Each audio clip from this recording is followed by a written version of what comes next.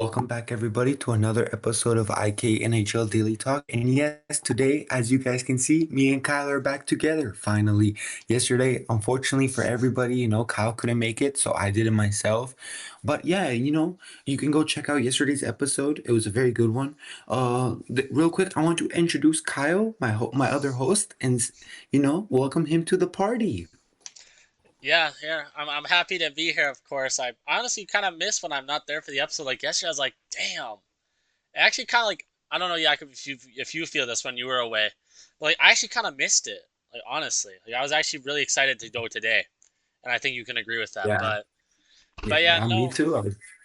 But yeah, no. I mean, well, just to begin with, I will say that I will be doing a short regarding the Kings firing their coach Jim Hiller today, and obviously hiring DJ Smith. As we are recording this episode late, and we don't want to drag it out too much longer than we have to, so I will make sure to post that video after this, and yeah, you guys will still get that obviously in a video, but it will be in a short. But anyways, Jakob, you ready to get this party started? I'm so ready. And real quick, I do want to make another announcement before we start that yesterday when we were talking, when I was talking, because I can't say we because me and Kyle weren't talking, when I was talking about the golden goal, I unfortunately said 10 years ago. The golden goal was actually 16 years ago yesterday. So sorry to any viewers who thought that I said, I made a mistake and I wanted to correct it for you guys today. So yeah, let's go ahead and get started with plenty and plenty of news to talk about today, which Kyle, go ahead and introduce the first news.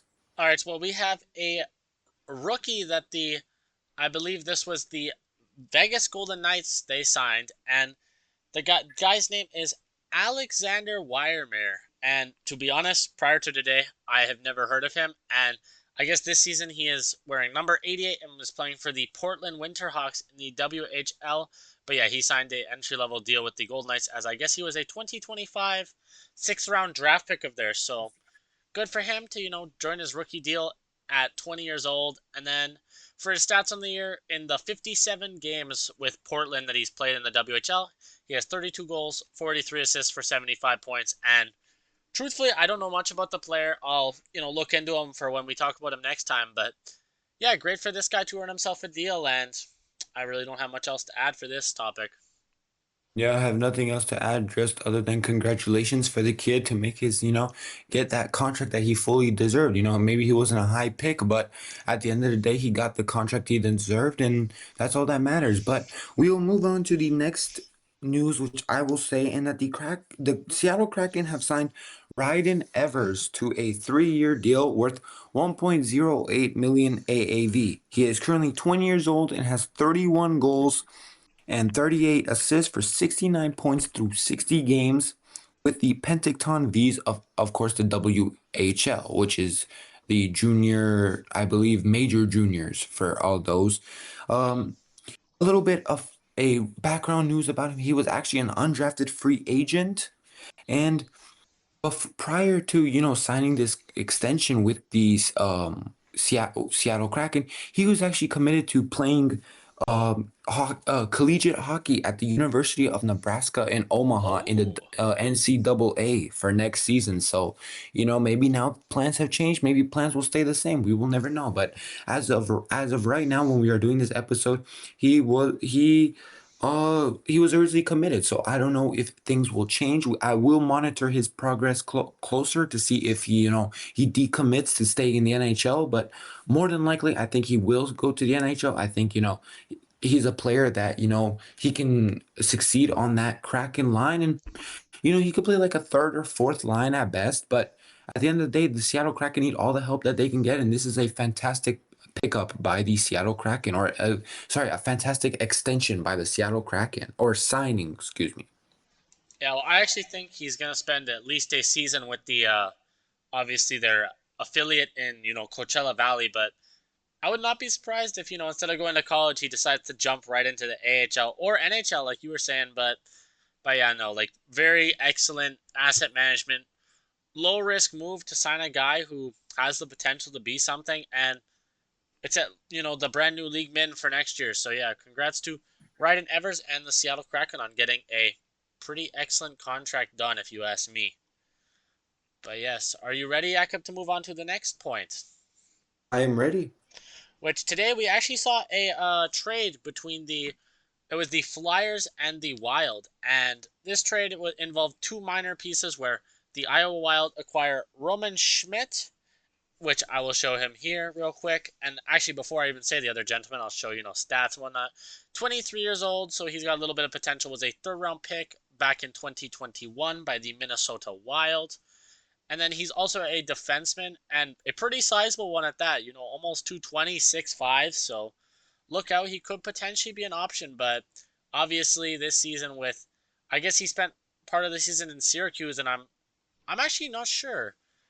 I'm not sure if he got traded earlier in the year or what happened with that, but anyways, he was playing with the Lehigh Valley Phantoms, did not record a single point, and ultimately now has been shipped off to Iowa, and he will join their AHL roster and hopefully be, an impactful piece for them. But yeah, I mean, personally, I don't view him as maybe an NHL guy, but hey, I've been wrong before, and hopefully I'm wrong for his sake. And then for the other side of this trade, Boris Kachuk, which, as you guys can see here, he was wearing an Ottawa Senators jersey, which he has played some NHL games for the Lightning, the Chicago Blackhawks, obviously the Ottawa Senators, but he's 27 now, so he's more or less what he's going to be. And he was a second round pick back in 2016. Actually, oh wait, by the Tampa Bay Lightning. I was looking here and it said the Philadelphia Flyers signed. But yeah, actually, he is with the Wild now. Wait, hold up. Am I tripping? Yeah, Oh, he's it's with with the the. No, he's with the Lehigh Valley Phantoms. Oh my goodness gracious, I'm tripping, Jakob. yeah. It's good to see that Kyle, the Trip Master, is back. The Trip Master, bro. But yeah, no, he started the season. The season. What the heck is wrong with me, bro? But yeah, he started the season with the Syracuse Crunch. Actually, played a few games for the Tampa Bay Lightning, which, like I said, he did play there. And then on top of that, he spent some time in Iowa. So yeah, I mean, he's not a bad player, and he can definitely help that AHL roster. And now he's joining Lehigh Valley, and I mean, it's a low risk move, and you're trading a guy who probably wouldn't make the NHL anyways. So honestly, I like the move for both sides. I think it gives one team a big defenseman that they can use, and then the other team gets a physical kind of forward who can be called up to the NHL if they need. So yeah, Jakob, I Mhm. just want to hear your take real quick before we move on. I have no takes. Obviously, I don't know both players, so I don't know exactly what. But maybe it works out in the end. Like I said, it could be one of those change of sceneries where you bring a guy in to, shape maybe a little bit of the culture. You don't know. But at the end of the day, it's a good trade by both teams. And I'm ready to move on to the next topic, which the next topic actually comes, as you guys can see on the screen. It comes from the Edmonton Oilers. And the Edmonton Oilers have actually placed two players on waivers. First, the player that we all really wanted to get to be gone from Edmonton, Alec Regula. He has been placed on waivers finally with the purpose of assignment to the Bakersfield Condors. And if Kyle can go down to his stats real quick, we can obviously mention his stats real quick. But obviously, you can see he's 25 years of age, and yeah, he was drafted in 2018. Excuse me. And Kyle, go down to his point stats real quick. hmm You can see that he's been spending most of his time with both. And in 29 games played for the Edmonton Oilers this year, he has 3 points, 3 assists. And with the Bakersfield Condors, he's only played 3 games and has 3 points. So, yikes. So, me and Kyle are definitely one happy bunch that, he got placed on waivers. And, we really want him gone. So, let's get him gone. But, Kyle, what are your thoughts before we jump on to the next player?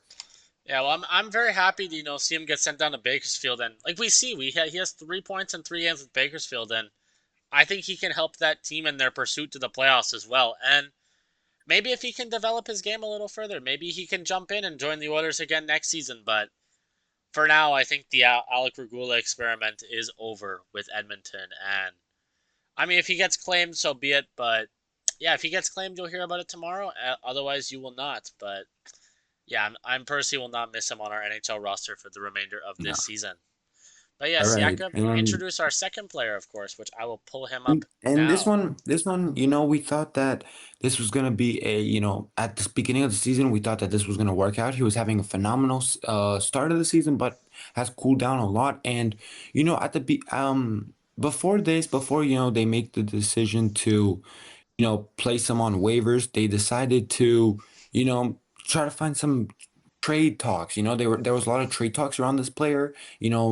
Maple Leafs were one of the big ones for Matias Maccelli, but of course they said no. So the Oilers have decided, you know what, we're just gonna place him on waivers.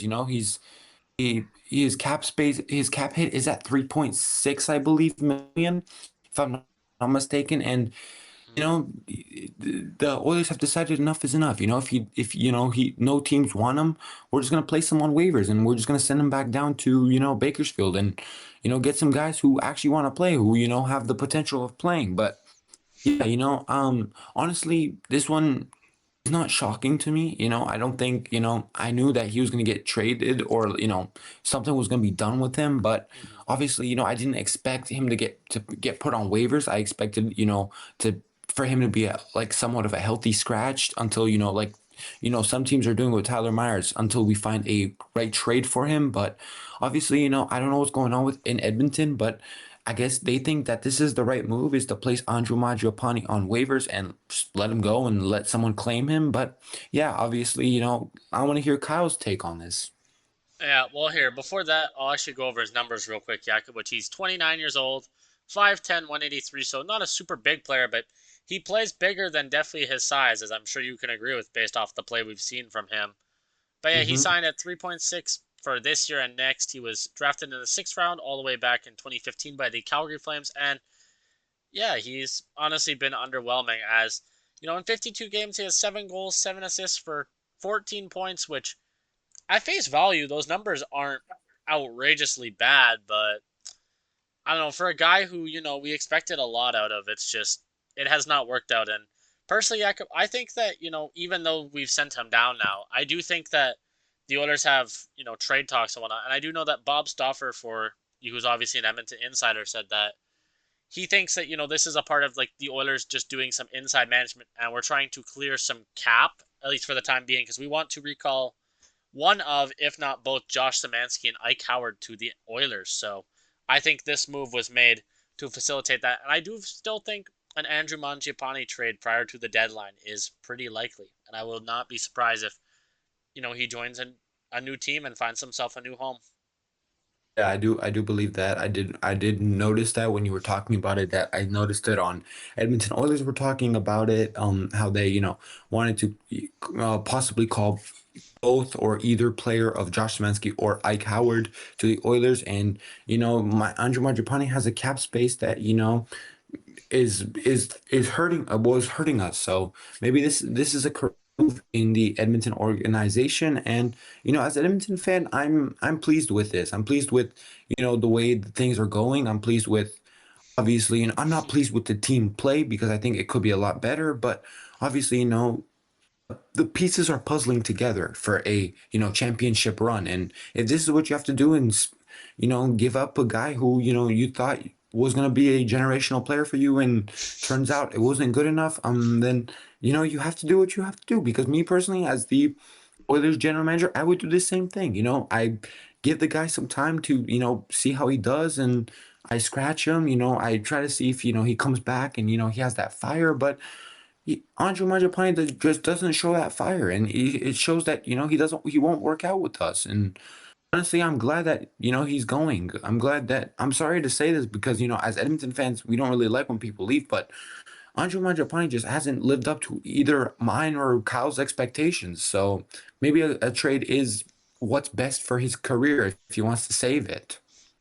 I honestly don't think at this point, Jakob, that his career is quite in jeopardy, like maybe you're claiming. But yeah, I definitely think that he needs to move on from Edmonton. And I mean, at this point, even if he gets claimed on waivers, I'm also fine with that because one, that gives us a little extra cap space, and two, he'd get another opportunity elsewhere. So yeah, for Mangiapane, whatever happens, best of luck to you. And I mean, we need you gone. I'm sorry, but that's just the Mm, truth, and I'm not going to sugarcoat that. me neither. But anywho, are you ready to move on to the next one? Which we have three more players, and we'll probably go over these a lot quicker than the last few. But yeah, I'll take this one away, Jakob, since the older players were yours. And we see the Florida Panthers place Luke Kunin on waivers, and for obviously the purpose of sending him down to their AHL roster. And I guess he just hasn't, played up to par this season. And on top of that, the Panthers have had some younger guys, emerge on their roster, and they have a lot of like forward depth. I mean, we've seen it. Like whenever they have injuries, they still have really good players scratched, and that's just the Florida Panthers for you. But yeah, Luke Kunin, he's 28, 6 foot, 196. He's kind of like a Mangiapane where he plays above his weight class, and his player type you can see here, heavy hitter. That's a pretty good description of his game and whatnot. But yeah, he was a 15th overall pick back in 2016 by the Minnesota Wild, and obviously based off of where he is at this point in his career, he has not panned out to that potential, but he still carved himself out a solid NHL career, which obviously this season with the Florida Panthers, he has 4 points, which that's 2 goals and 2 assists in 44 games for them. And yeah, 4 points, which 4 points in 44 games is not ideal production, especially when he had, 18 and 63 with the San Jose Sharks last year. But I don't know. I think, it's been slowly been on like the downtrend for him. And I do think his NHL career is possibly coming to a close. But yeah, I'm going to be honest, Jakob. I don't think Luke Quinnen's getting claimed here. I don't think so either. I think he's getting dropped to the Charlotte Checkers. But hopefully he can succeed down there and maybe work his way back up. But we'll see. Or maybe the Panthers will end up with so many injuries that he'll end up with one more opportunity and maybe he can make it work. But yeah, I think for him, I mean, I don't like, lying on this show. I like to just be like blunt about it. And yeah, I think his NHL dreams and whatnot are over, but it's not like he didn't get to enjoy them for quite some time. So best of luck to Luke Kunin and obviously the Florida Panthers and whatnot. But Jakob, I'll let you take this one away. Oh yeah, so the next one comes as, a bit of a news, and that is that Robbie Fabry of the St. Louis Blues has been placed on waivers, for the purpose of getting sent down to the AHL. Obviously, Robbie Fabry is in the old age of 30, and I don't know. I think, I don't really know how to describe this move to be honest with you guys, because he hasn't been playing as much games as we thought. This year he's only played 15 games and scored 4 points. So, generally speaking, I can't tell you exactly what I think. I think it's just the Blues have a solid offensive core that, Robbie Fabry may not be needed. So, I don't know. This is one that, I can't really talk much about because I don't really know.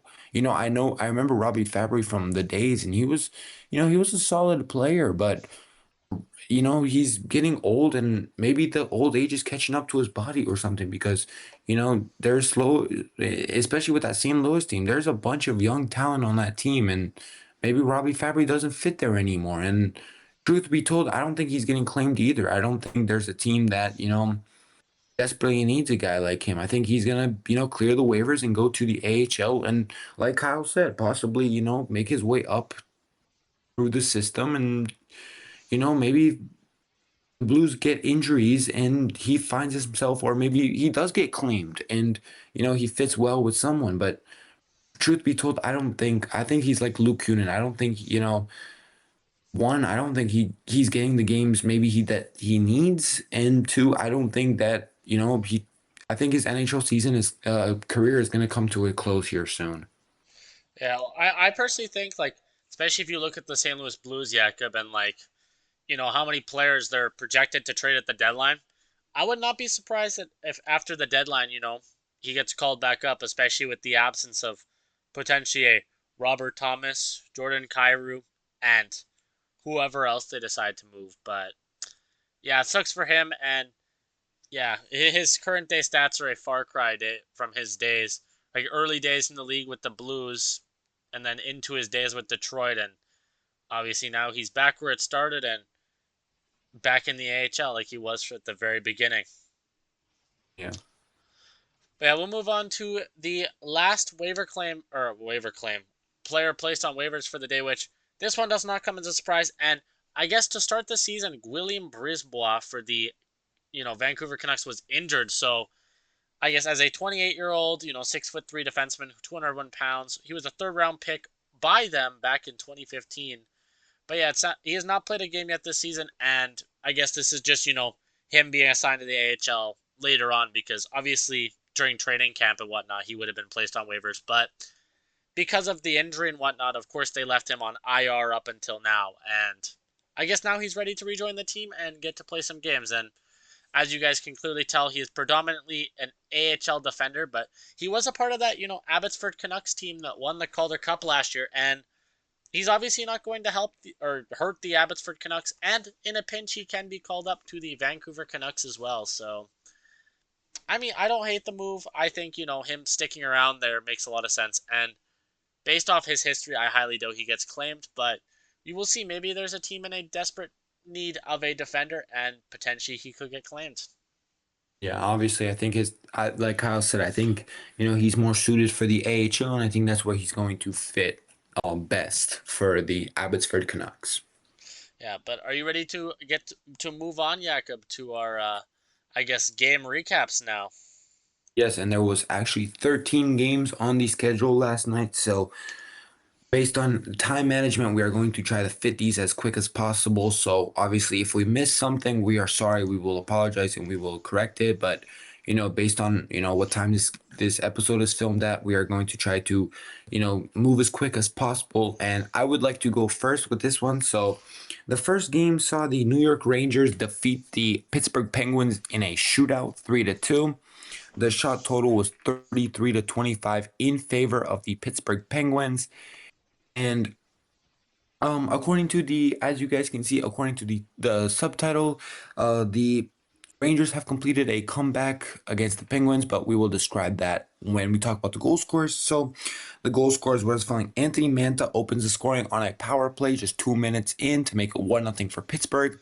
Then Ryan Shea makes it 2-0 for Pittsburgh with also 2 minutes in, and then Mika Zibanejad on the power play makes it 2-1 with 10 minutes just at the halfway mark, and then Taylor Radish makes it 2-2 with 3 minutes into the third period off a tip in, and then no goals were scored in overtime, and we go to a shootout where Vincent Trocheck, oh, Vincent Trocheck wins it for the New York Rangers in the shootout. The three stars of the game, the first star was Igor Shesterkin, who comes back after injury and allows 2 goals on the 33 shots he's faced and had himself a 939 save percentage because the Zibanejad was the second star with 1 point.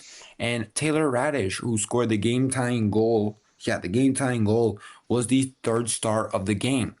We'll go quickly to the goalie performances. Obviously, I'm not going to mention the Rangers goalie as we have known Shesterkin's numbers, but to the Pittsburgh Penguins, it was Stuart Skinner last night who allowed 2 goals on the 25 shots he faced and had himself a 920 save percentage. So, good performance by both goalies, and the way Stuart Skinner's playing makes me miss him already. Makes me want him back as really badly. So, I don't know. I'm kind of, as an Edmonton fan, I'm kind of now it's like I'm heartbroken that Stuart Skinner went to Pittsburgh and is having a marvelous season, and Tristan Jarry is over here. Oh, I'm not even gonna talk about it. But yeah, man, now I kind of feel bad for all the words I said about Stuart Skinner, and Stuart Skinner, I kind of miss you. So no hatred towards you. I promise. There was never hatred towards you. It was just in the moment we thought that you were not playing as good as we thought you would, but we were wrong. We should have given you more time, and we should have trusted you. So yeah. Yeah, well, I don't know, Jakob. I mean, personally, I saw, Stuart Skinner I knew he was going to blossom the second he left Edmonton because I honestly think that based off what we're seeing in Tristan Jarry, I don't think the goaltenders are fully to blame. I think the team in front of them has a story, or tells a story too, and that story has not been all positive this year. But by the way, Samuel Girard, I believe that was his debut he made with the or the Penguins last night, which I think so. Yes, yes, that was his debut with the Penguins, and I don't know if you heard, but he actually ended up leaving the game and is now injured. So that's a Oh, rough yeah. start to your Penguins tenure, to say the least. But yeah, Yeah. best of luck to him, and hopefully it's a speedy recovery. But yeah, I'll I move do on want to to the mention next. one thing. Oh, I do go want to for it. mention one thing.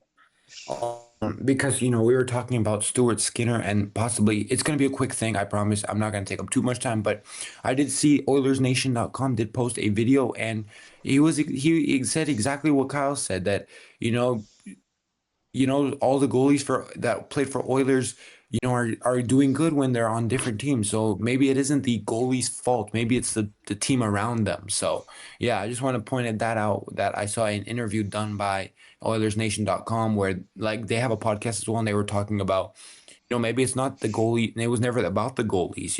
You can get 1,000 goalies to come to Edmonton, but if the team in front of him doesn't play, you don't really have. That's not really a goalie BAM anymore. But Kyle can go ahead and recap the next game.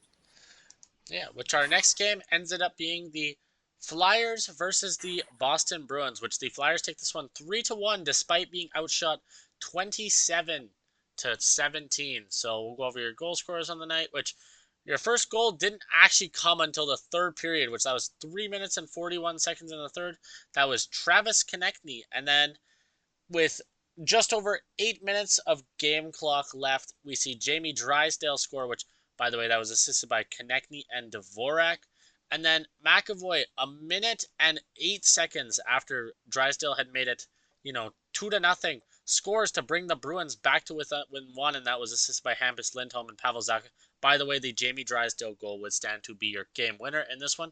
But yeah, Sean Couturier then pots the empty netter with 53 seconds left on the clock, and ultimately he iced it for the Flyers, and that was assisted by Noah Cates. But for the Flyers, this is a huge win because they're in the hunt or I guess they're in the thick of it in a very tight Eastern Conference playoff race, and I think it's good to see. I like when the Flyers, are a team that's in the thick of it, and especially with the Penguins sitting in a playoff spot, I think it'd be very fun to see a battle of Pennsylvania in the playoffs. Albeit not guaranteed, and we may not, but I do think that would be fun to see. But moving on to your 3 stars tonight, Dan Vladar obviously had himself an excellent night for the Flyers, only allowing 1 on the 27 shots, which gave him a 963 save percentage on the night. Then Travis Konechny with his goal and an assist is your 2nd star of the night. And then Christian Dvorak with 2 assists on the night ends up being your 3rd star. And I will move on to the goaltending stats for the Boston Bruins, which that ended up being Jeremy Swayman, where he allowed 2 on 16 because obviously the last shot was an empty netter, and he had an 875 save percentage. And for the most part, an 875 will not get it done, as we have seen in this one. And yeah, ultimately the Flyers took this one 3-2, and that is huge for them in this playoff hunt. Yeah, and we will move on to the next game, which yeah. Okay, great. So the California road trip ends and we have a total of 3 points. Oh, excuse me, 2 points in the 6 points we could have gotten. So very disappointing. And this is the Oilers. The Oilers have lost their last 5 out of 6 games. So this is very brutal to hear as Edmonton fans. And the Ducks are slowly climbing, and apparently we're slowly starting to fall. So, Mm-hmm. yeah, the Oilers, the Sharks have ended their 5 game losing streak, and it's in favor of the Oilers. And the Oilers lose this one 5-4 yesterday, and they got outshot 33-24. So at this point, I don't know what's going on because we outshoot the other team, we lose the game. We get outshot, we lose the game. So. I don't know, but we'll go over the goal scorers real quick. Macklin Celebrini, Team Canada opens the scoring in the first period. Then Michael Misa on the power play makes it 2-0 for San Jose. Then Leon Draisaitl gets one back for the Edmonton Oilers and makes it 2-1 for San Jose. Then Barclay Goodrow makes it 3-1 for San Jose. And then we go into the second period where Evan Bouchard scores the only goal for the Edmonton Oilers to bring the game back within one. Then Trent Frederick, just with 3 minutes into the third period, makes it 3-3. And Alexander Wenberg makes it 4-3 for the Sharks. Then Jake Wallman ties the game at 4-4.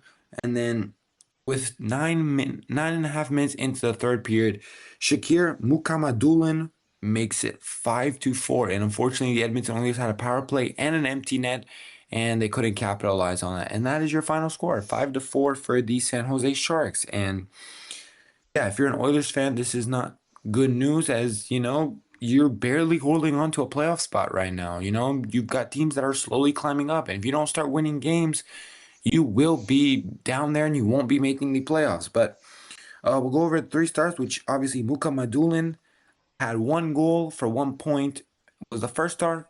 Connor McDavid, Team Canada, was the second star with 3 assists for 3 points. And Michael Misa was the third star of the game with 2 points. We'll go over the goalie performances real quick. For the Edmonton Oilers, it was Connor Ingram who allowed 5 goals on the 33 shots he faced and had himself an 848 save percentage. And for the San Jose Sharks, on the other hand, it was Yaroslav Askarov who allowed 4 on the 24 he faced and had himself a 833 save percentage. So this was definitely a battle of offensive and definitely not a battle of goalies. Yeah, no, this was a tough game to watch, to be honest. And Iacob, I mean, from the opening puck drop where Celebrini scored, you know, literally 8 minutes into the game. I don't. Did you see the first goal and how it happened or no? No, I was not able to see it, but oh, wasn't it that where Ingram tried to go grab his stick?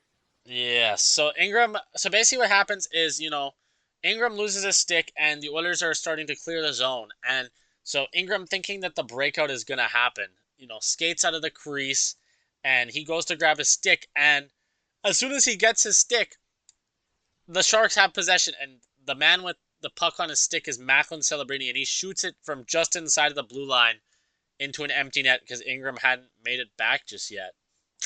So from the moment I seen that goal go in, I mean, that told the whole story on the night, did it not? Yeah, for sure. No, it definitely did. I think, yeah, it's just one of those games where, you kind of just want to let go of it and just move on to the next game because yeah.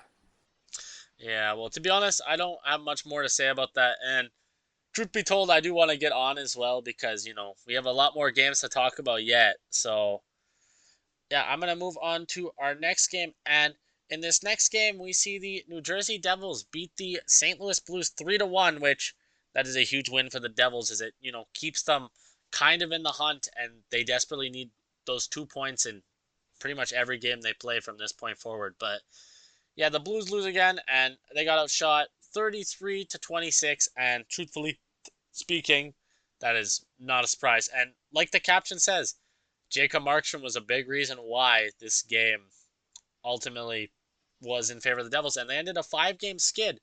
But we'll go over your goal scores of the night, which the first goal came from Timo Meier, 5 minutes and 37 seconds into the second period, assisted by Brett Pesce and Luke Hughes. And then, of course, Dougie Hamilton, with 16 seconds left on the clock, gets the Devils a power play goal, and that would be assisted by Jack Hughes. And Jacob Markstrom actually got himself an assist as well in this one, but yeah, this would actually stand as your game winner on the night. But moving on, in the third period, presumably with the empty net because of the amount of time left on the clock, there was a minute and 18 seconds left. The St. Louis Blues get themselves on the board, and that would be Pavel Buchnevich, assisted by Pius Suter. And then, unfortunately for the Blues, just to add some salt into the wounds, with 5 seconds left on the clock, Nico Hischier records an empty netter, and that would be assisted by Jesper Bratt and Connor Brown, which, yeah, your final would be 3-1 for the Devils. And then moving on to your three stars of the night, we see Timo Meier with his goal to open the scoring as your first star of the night. Jacob Markstrom with, you know, his excellent performance where he only allows 1 on 26, so 25 saves, and he has a 962. And then Pavel Buchnevich with his singular goal to pull the Blues within one, with so little time on the clock, is your third star of the night. And then moving on to your goaltender performances, which obviously we've already seen Jacob Markstrom's 962. So we'll move on to the Blues, and we would see Jordan Binnington in this one. And, he kind of almost looked like Jordan Binnington of Team Canada, where he had himself a 938 save percentage and allowed 2 goals on 32 shots. And yeah, the Devils actually sweep the season series against the St. Louis Blues, which I just happened to catch that while I was summarizing this real quick. But yeah, I mean, if you're, the Blues, you need the points, but at the same time, I think this Blues team is selling at the deadline. I don't think there's any doubt about it in my mind, to be honest with you, Jakob. Yeah, I think so too. And yeah, there is one notable player that, I'm really looking to see. I'm really, looking to see where and where he goes. And that player is Robert Thomas, as maybe Kyle agrees with me, but that is going to be a move that you know it's in everybody's favorite, and anybody can have him. And right now, I do want to mention that the team that is the most interested in him is the Utah Mammoth. So Mm. keep an eye out for that. And yeah, I might actually make a short, possibly tomorrow, about talking about that, but we will see. I will keep it a surprise and let you guys know tomorrow. But we will move on to the next game, which saw the New York Islanders face off against Columbus Blue Jackets. The Columbus Blue Jackets lose this one in overtime, so they still get a point, but they lose this one 4-3 to the hands of the New York Islanders. Columbus actually outshot the Islanders 30-26. But we'll go over the goal scores, which Isaac Lundestrom for the Columbus Blue Jackets actually makes it 1-0 for the Columbus Blue Jackets. Then Mason Marchment makes it 2-0 for the Columbus Blue Jackets. And then we go, Anders Lee makes it 2-1. Jean Cabrel Pajot ties the game at 2-2. And Scott Mayfield makes it 3-2 for the Islanders. This is where the Islanders take the lead, but obviously, minute 48, Adam Fantilli ties the game. And we go into overtime where a minute 47 into overtime, Simon Holmstrom puts the dagger and wins the game for the Islanders. Uh, the three stars of the game, obviously, Holmstrom was the first star of the game with his overtime winner, followed by Zach Werenski, who just continues to pile up assists to his name, gets two more, and has his second star. And then Mayfield has one goal and one assist for 2 points and is the third star. The goalie performances, real quick, for the Islanders, it was David Riddick who allowed 3 goals on the 30 shots he faced and had himself a 900 save percentage exactly. And then for the Columbus Blue Jackets, on the other hand, it was Jake Reeves who allowed 4 goals on the 26 shots he faced for a 846 save percentage. Kyle will just pull it up real quick Oh, just for you brother. guys to see. I was snoozing. I'm not gonna lie. Like I had zoned out while you were talking about the goalie numbers, and I was like, "Oh shoot, he needs me to Mhm. keep up." And yeah, I forgot. Sorry about that, guys. But But yes, there there you you guys, have there you it, have it. And folks. yeah, the Islanders take this one 4-3. Yeah, and truthfully speaking, I have nothing else to add to this one, so I will move on to our next game, which I mean, we're getting there, Yak. We're getting through these games, and I think the last of these games that we're gonna recap are probably gonna be a little bit quicker than some of the early ones. That is true. But yeah, the next game we see the Chicago Blackhawks lose to the Colorado Avalanche, which no surprise, of course, considering where they both are in the standings. But yeah, we see the final score be 3-1 in favor of the Avalanche, and the Avalanche outshot them 35-15, which is over double. So no surprise. But yeah, I guess apparently that is Chicago's third loss in a row, which unfortunate for them. But to open the scoring, it was actually Connor Bedard for the Columbus. Oh my gosh, the Chicago Blackhawks, not the Columbus Blue Jackets. Kyle, get that in your head, buddy. But yeah, that would come 6 minutes and 31 seconds into the game on the power play, assisted by Turley. Who the heck's Turley? Tyler Bertuzzi and Teuvo Teravainen. You can tell I'm tired, Jakob. Yeah, me too. I'm ready to go to sleep. But yeah, then in the second period, with just 9 seconds left on the clock for the period, Cale Makar records a snapshot goal, presumably from the point since he is the defender, assisted by Nathan MacKinnon and Martin Necas. But then moving into the third period, Gavin Brindley would score with just 7.5 minutes into the third period, which this would actually stand as your game winner as the Blackhawks could not muster anything else up. But that would be assisted by Sam Malinsky, the man who got paid not all that long ago. As I don't know if you remember talking about that, Jakob, but we definitely Mhm. did speak about that. And then Devon Taves, who, oh brother, I do not like seeing that name. Yeah, I'm gonna be honest with you. But Nope. yeah, then obviously with the empty net, Kale McCarr records the last goal, and that would be his second of the night, assisted by Nathan MacKinnon and Martin Necas. Again, that is weird that it's both assisted by the same, but your three stars of the night, Gavin Brindley with the game winner on the night would be your first star, and that would be his only goal in the night. Then Makar with his 2 goal performance, of course, is your second star. And then Mackenzie Blackwood with, his 933 save percentage, so 14 out of 15 is your third star of the night. And I'm gonna be honest with you. I think the Chicago Blackhawks goaltender kind of got slept on as a three star of the night, which that would be Spencer Knight in this one, and he only allowed 2 goals on 34 shots and had a 941 save percentage. And you're telling me he is not a star of the night? I'm gonna be honest, Jakob. I think that is highway robbery, bro. But what do you think Yeah. about that?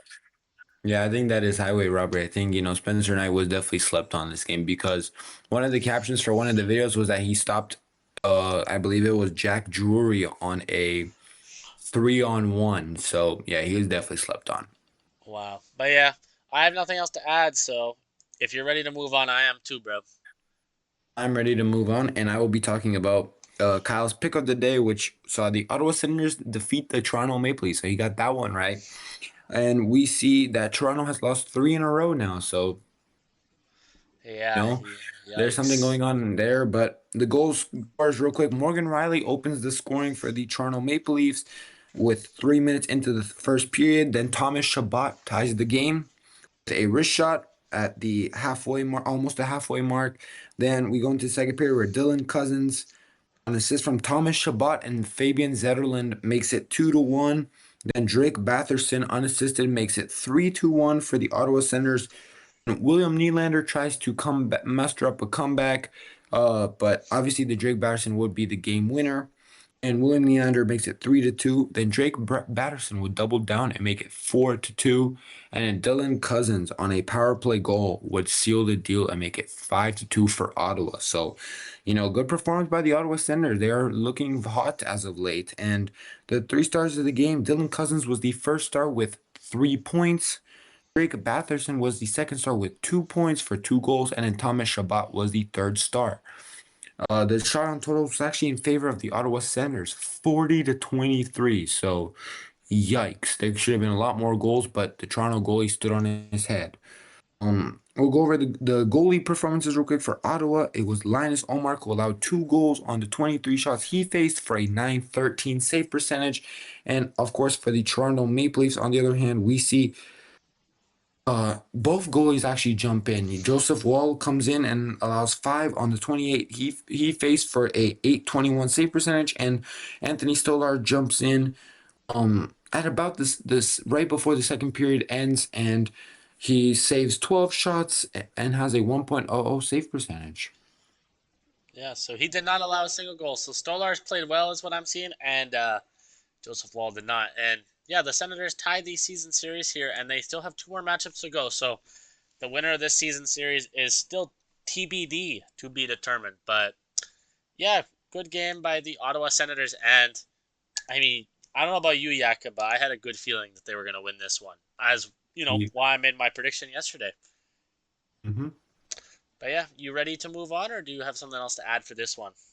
The Battle of Ontario will always be intense, and there were some heavy battles between these two, but at the end of the day, the Ottawa Senators still own the Ontario battle, I guess. And Drake Batherson, Dylan Cousins obviously came up huge for this Ottawa Senators team. But yeah, moving on, we see the Montreal Canadiens top the Washington Capitals, which the Capitals were, they're looking for these wins because they're looking to push themselves back in these playoffs. But the Canadiens hold on and they win this one 6-2, despite being outshot by 4 shots, which that final shot total would be 29-25 in favor of the Capitals. But yeah, we will see in the caption that Suzuki has 3 points, Ovi has 2 goals, which we will get to in just a moment here. But Cole Caulfield opens the scoring 30 seconds into the game, and that would be his 34th of the season unassisted. Then moving on to the first goal for the Caps, which that would come, 13-16 into the period, so well past the halfway point, and that would be Alexander Ovechkin, assisted by Anthony Beauvillier and Declan Chisholm, which we all know Ovi is an amazing goal scorer, so there's no shockers at all to see him score a goal here. But then Cole Caulfield doubles down on the night and gets himself his second, and that would be just over a minute after Ovi scored, and he scored on the backhand. But that would be assisted by Nick Suzuki, that was one of his 3 points of the night, and Jaden Struble. Moving into the second period, we see the Habs dominate this period and get the only 2 goals of the period, which the first one would come from Mike Matheson. That would be assisted by Zach Bolduc and Alex Newhook at the 12:22 mark of the second period. And then just over 4 minutes later, Kirby Doc scores, the next goal for the Canadians, and that would be assisted by only Nick Suzuki. By the way, the Mike Matheson goal would stand as the game winner on the night. But into the third period, the Capitals weren't going to go home just yet, as Alex Ovechkin again gets them on the board at I guess, just under 8 minutes left on the clock in the period, and he scores to make it 4-2, and that would be assisted by Dylan Strome and Anthony Beauvillier. But I guess late in the game, the Capitals, pull their goaltender and go all or nothing, and they get nothing in this one, as Nick Suzuki scored, and then Jake Evans got another one shorthanded with the empty net, and yeah, the Habs end up taking this one 6-2. And your 3 stars on the night, which Goal Caulfield, yes, I'm calling him Goal Caulfield because he got himself 2 goals and he's got 35 on the year. And if he continues at the pace he's on, Jakob, I'm not gonna lie, we could potentially see him get, maybe 40 or maybe even 50 this year because he's having an excellent season. But then Nick Suzuki, of course, with a goal and 2 assists is your second star. And then Maybe. the other man who scores a lot of goals, Alexander Ovechkin, is your third star of the night with 2 goals. And by the way, the Washington Capitals, despite losing this one, win the season series 2-1. So there you have it, folks. This one was 6-2, and I will go over your goaltending performances before we wrap this game up. But we see for the Washington Capitals, we see Charlie Lindgren playing this one, and he only allowed 4, as obviously the Canadians had 2 empty netters, but he allowed 4 on 23, so he made 19 saves and had an 826, which you want better out of your goaltender 99% of the time.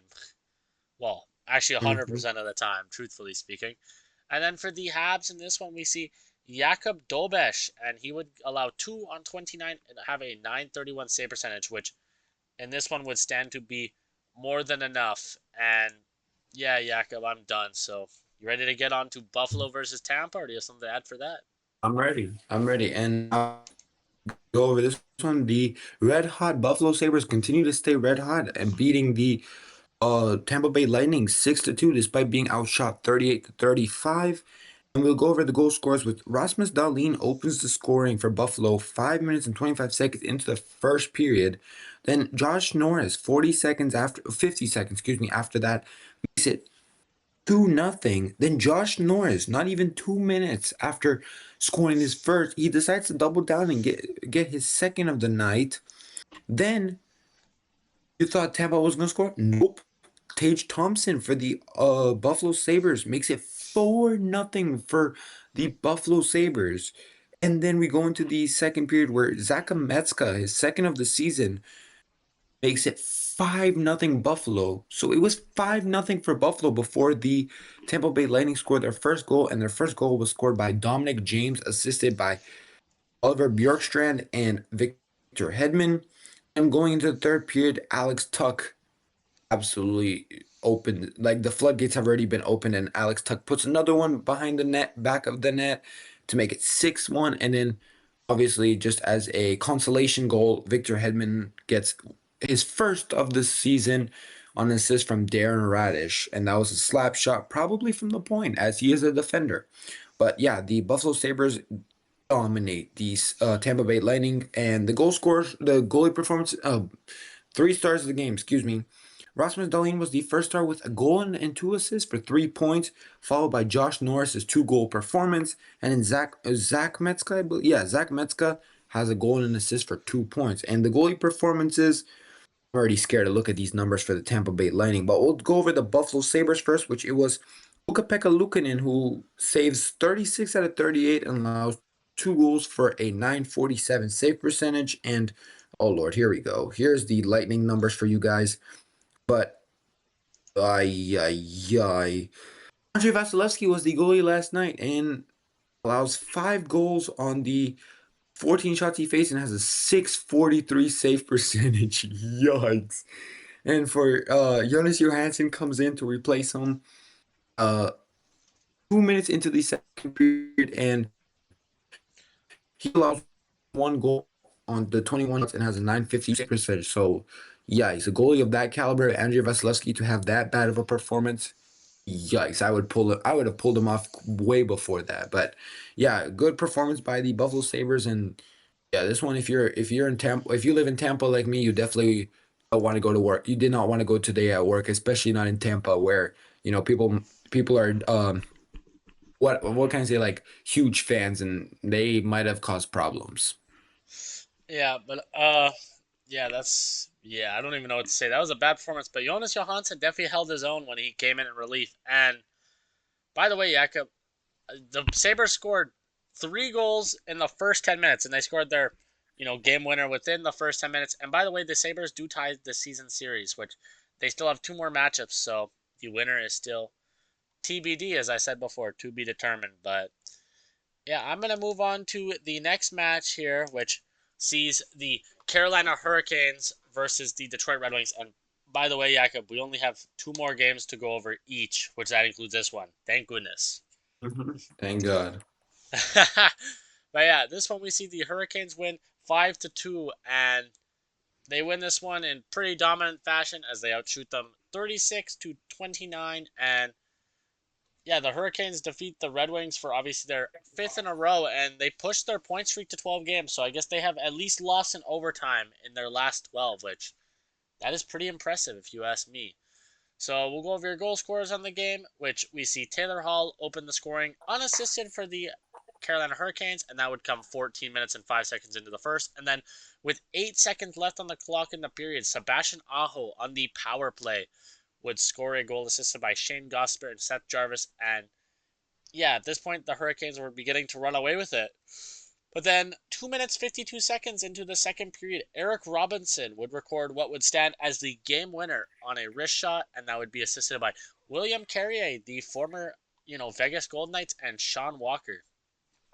But the Red Wings, like we've said many times before, these teams don't like to go away, and the Red Wings show it in this one, where Simon Edvinsson scores a shot from a DeBrincat and Larkin pass, and that would come with a minute and 34 seconds left in the second. But they all were actually done before the end of the second period, as Patrick Kane would record his ninth of the season with under a minute left on the clock, and that would be assisted by Maurice Sider and JT Compher. But unfortunately for them, that was all that they could muster up on the night, as in the third period, it was all Hurricanes, and we would see Shane Gostisbehere score a goal assisted by Jackson Blake and Taylor Hall 2 minutes and 18 seconds into the third period. And then Jackson Blake, which, you know, Shane Gostisbehere gets an assist on this one, and we see Taylor Hall get the other assist, but he would make it 5-2 just 5 minutes and 30 seconds into the third period. And that would be all, as we would see the Hurricanes win this one 5-2.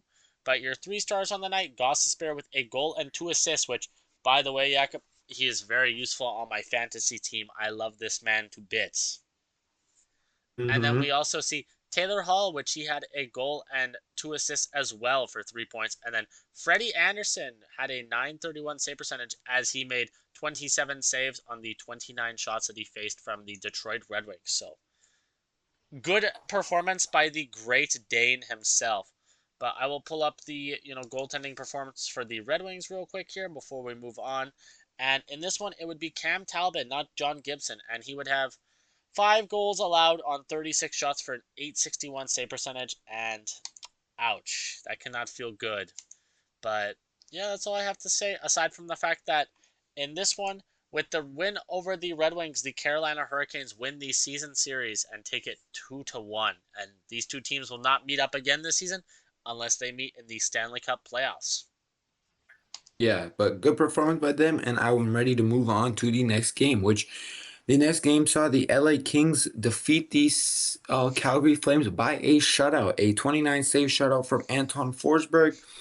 And the Kings outshoot the Flames, like I mentioned, 37-29. So, and they snap a 5-game losing streak. So good for the LA Kings. But the goal scores real quick. The first goal doesn't come until the first period, which we'll see an Alexis Lafreniere with 15:36 into the second period makes it 1-0, and then an Adrian Kempe with 38 seconds after the goalie was pulled for the Calgary Flames makes it 2-0, and that would stand as your winner, I guess. Actually, the first goal would stand as your winner, but obviously, the 3 stars of the game. Anton Forsberg was obviously the first star for having a 29 save shutout. Alexis Lafreniere was the second star with who basically won the game for the Kings, and Trevor Moore was the third star with a single assist. And we'll go over the goalie performances, as I've already mentioned, for the LA Kings. But for the Calgary Flames, it was Dustin Wolf who had himself a solid game as well. Despite, losing this one, he stood his ground and he allowed one, as the second one was it was a empty netter. He allows one in on the 36 and has a 972 save percentage. And with this being said, the season series is tied between these two teams and they face two more times. So the winner is yet to be TBD, to be determined. Yeah, I see you, Iacob, stealing my slogan here, but yeah, no, Of it's good to course. see. Obviously, well, for the Kings, I don't love to see it because they are a team that is currently chasing us. But yeah, they snap a 5 game losing streak in this one, and yeah, good for them. And I'm ready to move on, Jakob. I'm just ready to. I'm gonna be honest.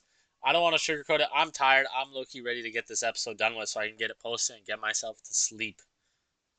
For real, for real. Me too, because I got work in the morning. So let's get on to the next game. All right, and I will recap my final game of the day, which this one sees the Ottawa Senators. What? The Dallas Stars beat the Nashville Predators. Now, that is not the Ottawa Senators. I'm not. Brother. I don't know where that one came from. I was thinking Ottawa Stars, and then I said Ottawa. Oh my gosh, I don't know. The Dallas Stars. They are not from Ottawa. They are from Dallas, Texas. Which, oh, brother. Okay, I'm moving on.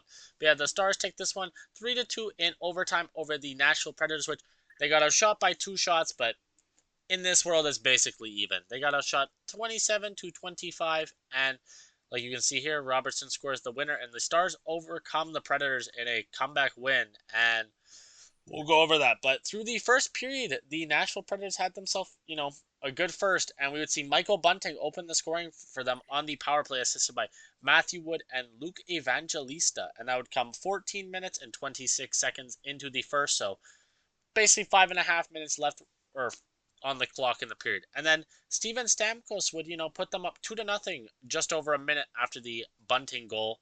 And that would be his 30th of the season, which very impressive by him, as Steven Stamkos, ever since his rough start to the year, has kind of rewound the clock, and he's been playing excellent for them. And personally, I love to see it. I like Steven Stamkos in his game. It's very fun to see.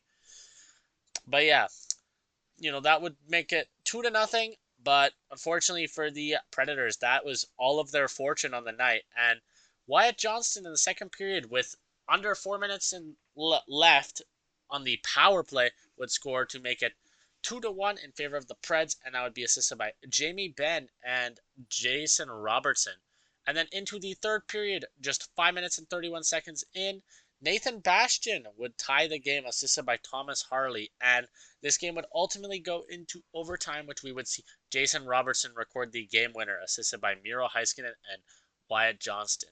And there you have it, folks. The final score was 3-2 for Dallas in overtime over the Nashville Predators. And your 3 stars of the night, which, by the way, they were all Dallas stars. 3 stars, Dallas. Ah! This guy, bro, he has to be a funny jokester or something today.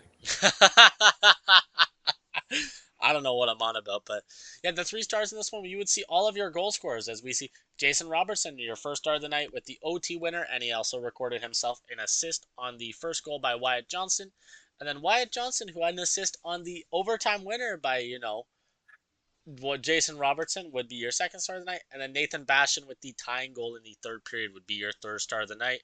And then I will move on to your goaltending performances in this one, which, truthfully speaking, neither goaltender was all that horrible. But in this one, we would see new UC Saros for the Nashville Predators, and he would allow 3 on 25 for an 880 save percentage. And if we move over to the Dallas Stars, which I will pull that up right now, we see Jake Ottinger in this one, and he allows 2 on 27 for a 926. It should be a 927, not gonna lie, because 27, 927, I don't know what I'm talking about. But yeah. All Yakka's, right, Yakka's whatever. reaction. Bro, at this point, bro, I'm just tired and I'm just talking out of my ass. So I'm Yeah, I a, can I'm, tell clearly. I'm gonna be honest. I should be cut off. Like, I don't know All what's going right. on here. But yes, Well, I'm hey, no, moving no, on. Jakob. I'm not done, bro. I'm not done because I have to say the season series, bro.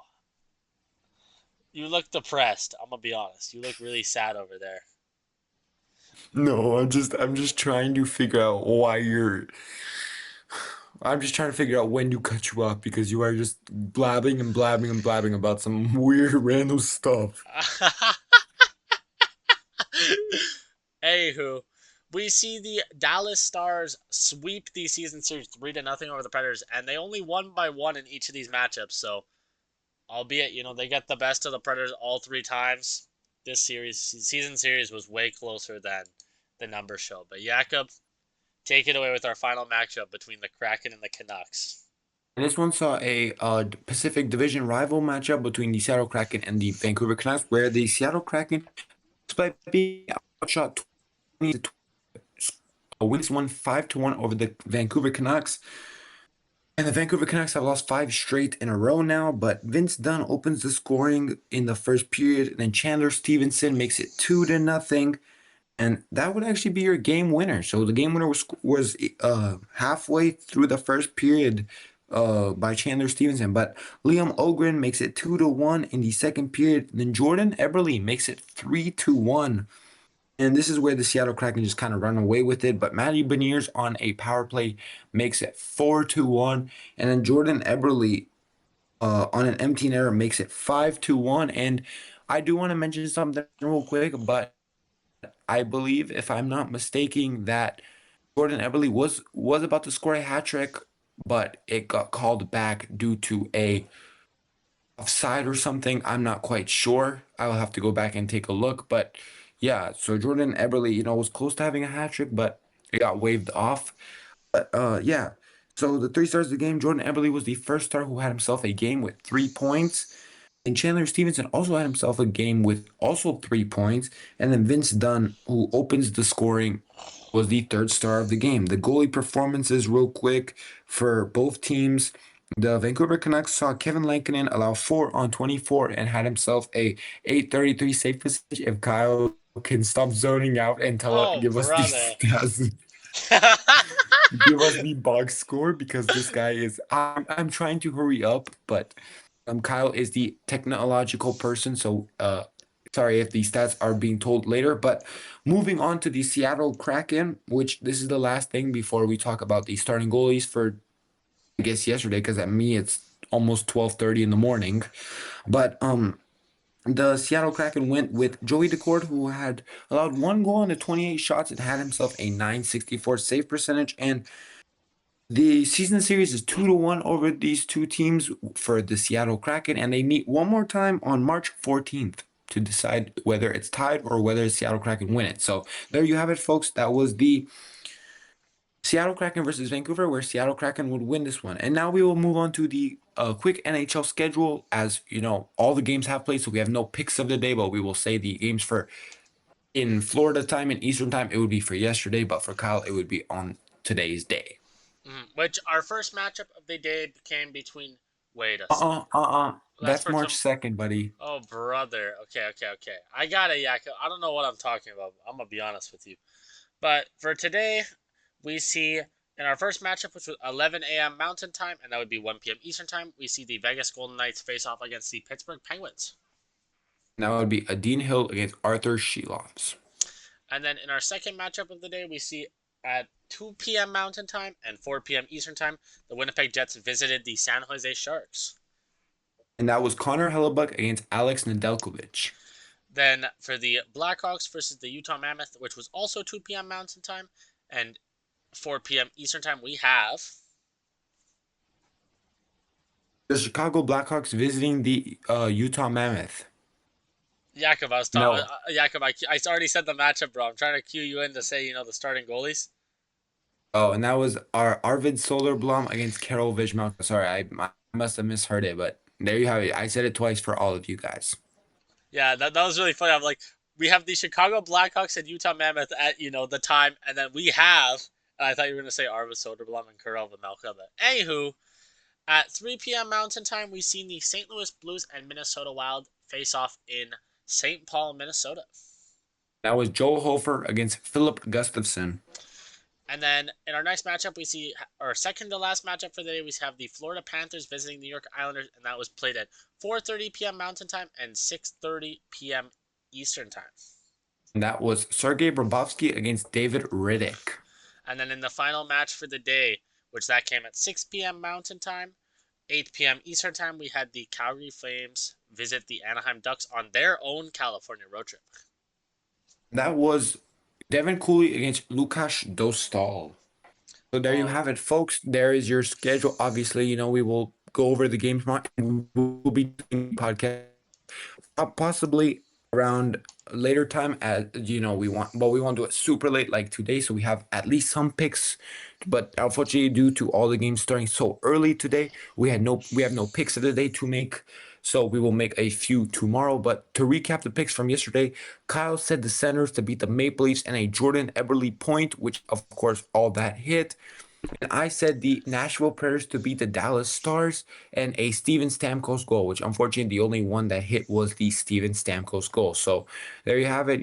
Kyle can go take a listen to see how I did yesterday. But I think it was a pretty good episode yesterday. Obviously, Kyle was missed, and every time I do it myself, Kyle is missed, and every time Kyle does it by himself, I am missed. But yes, Kyle, I do enjoy doing every podcast with you. It sucks when one of us has to do it alone, but yeah, because I love these honest one-to-one conversations where we could just, talk to each other and describe these games. But yes, now I know that both of us are tired. So Kyle, go ahead and do the outro so we can end this and go to sleep. well, actually, in the outro, Iacob, I would like to talk about a comment I received on the reel that I posted the other day, real quick. And this was regarding, obviously, the Sergei Bobrovsky thing, and I'll talk about this during the outro. It's, I'd say one of two things happens. Either trade at the deadline to a contending team, referring to Sergei Bobrovsky, but Hall won't be too good as he's an aging goalie. Still good, but regression has to happen, yeah, so or traded during the summer to anyone, or he signs in Florida during summer, but we will see. I also don't expect him to head to Oilers. Cap can't fit, and Oilers need to focus on a top six/slash third line guy who has some brawn in him, like a Boone Jenner or Bobby McMahon, and a good top four right-handed D like OEL, Ristolainen, or a few more. I also believe Oilers should try and promote internally next season with the likes of Hudson, Howard, Szymanski, and a few others, which I'm going to be honest, Jacob, that is a very good comment. And it kind of answers my question, although I think, maybe he went a little over top with the Oilers stuff, but I love to see it. And I agree. I think, OEL or Ristolainen could be a very good option on the back end. And I do agree, the Oilers was out of left field, but I needed a third team, and why Yeah, not? Why obviously, why, why not stir the pot? And then actually yeah, he Oh yeah, and this one, Jakob, he actually follows up with his own reply, and he says that I also believe that the St. Louis Blues and the Toronto Maple Leafs are going to be big sellers at this year's deadline. Which, once again, I agree. So thank you very much, Callum Van '08, for your comments. But oh, yes, okay. Well, yes, thank you to everybody's comments, and yeah, we do appreciate it. yeah, but I never got. I don't think you spoke about those yesterday, as I was not here, and I wanted to speak about that real quick, as I forgot to at the beginning of the episode. So yes, we appreciate all All the right. feedback, comments, etc. But yeah, it's time to wrap this up. So thank you everyone for listening. No question of the day today, of course, as it's been a while already. We've been going for over an hour. So yeah, ultimately, guys, we're done here. Peace out. I'm going to sleep. Good night, y'all. Good night, everybody. We'll see you tomorrow.